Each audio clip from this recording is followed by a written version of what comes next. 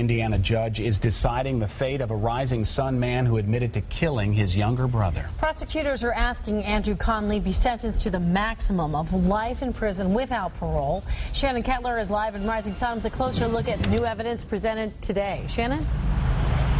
Tanya, today was decision day for Andrew Conley. He had to decide whether or not to take the stand in his own defense. Andrew Conley opted not to take the stand today and instead read a statement to the judge saying he's sorry for killing his 10-year-old brother Connor. I still have no idea why this happened, but I really wish that I did. Prosecutors couldn't question Conley about his remorse, so instead they entered into evidence jailhouse recordings of Conley talking with his boss about a Showtime series called Dexter, which is about a serial killer. So Dexter got arrested? Dang. Prosecutors say after the murder, Conley confessed to police he watched the show Dexter because he felt, quote, just like him. This is December 19th. His brother's been dead for less than a month, and he's talking about Dexter killing people. I mean, that's absurd.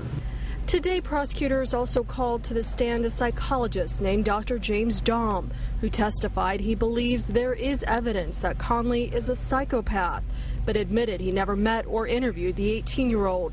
His opinion was based on statements Conley made to police. Yesterday, the defense called two other doctors to the stand who did interview Conley, and they testified he suffers from mental illness. Prosecutors are trying to argue otherwise. All the doctors' diagnoses are totally based on whether he's telling them the truth. And we have evidence, and this is further evidence, that he hasn't been completely truthful with his doctors and that their diagnosis could be in error because of it.